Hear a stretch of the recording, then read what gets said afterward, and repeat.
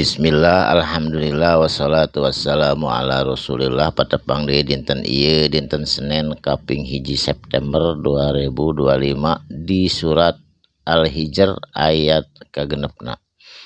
A'udzubillahi minasyaitonirrajim. Bismillahirrahmanirrahim. Wa qalu jeung nyararita saha nu nyararita jalma-jalma kafirin waktos harita di zaman Rasul. Nyaritana kumaha ya ayyuhalladzi hei jama-jama alladzi anu nuzzila geus diturunkeun alaihi ka eta jalma naon zikru tegasna Al-Qur'an nyaeta dihujatkeun ka Rasulullah para kafirin Mekah waktu sarita innaka sanyana anjeun Muhammad saur umat kafir lamun anjeun mamawa Quran bari cenah eta turun ti Allah lamun kitu lamajnunun anjeun teh bener-bener yakin anjeun teh gelo cenah kitu ka Rasul teh nyebut gelo nyebut disihir nyanak sihir jeung sajabana cemoohan hujatan ka Rasulullah madak deui ka ayeuna ge upami nyanak kebenaran mah seueur nu ngahujat eta teu aneh ti zaman Rasul lagi tos aya kitu.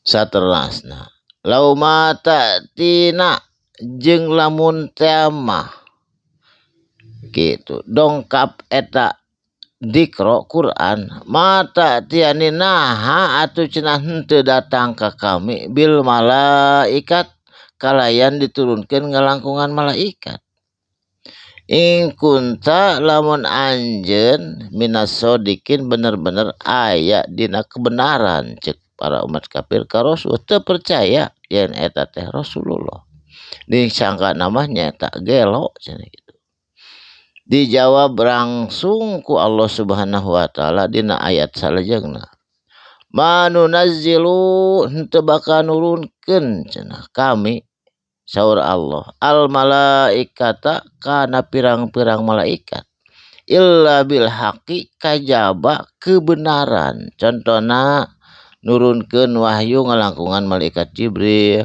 nurunkeun malaikat kanggo nyabut nyawa-nyawana manusia nurunkeun malaikat kanggo nebarkeun hujan sareng nurunkeun malaikat kanggo nebarkeun rezeki jeung sajabana moal mungkin diturunkeun jang umat-umat kafir pikeun ngahadepkeun kana ajaran Islam eta mah kedah ngarangkungan Rasul anu jelas sidik anu jelas benar.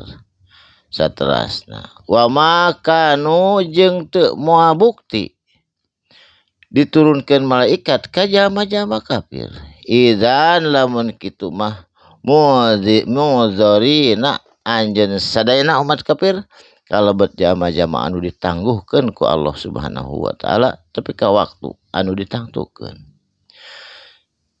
Inna sanyana kami saur Allah nahnu tegasna kami nyata Allah nazzalna nurunkeun zikra ieu Quran wa inna lahu jeung sanyana kami lahu kana eta Quran lahafiduna bener-bener kami anu ngajagana anu ngariksana kana Quran margi seueur tahfidz Quran seueur anu maos Quran kajian saalif oge aya kalepatan atawa kakirangan pasti kapendak Quran mah moal tiasa dicanak ku saalif ogenan atawa sahuruf oge pasti kapendak lamun aya nu ngarobah-robah Quran sabab eta mah jelas Allah anu menjagana kana Quran mah.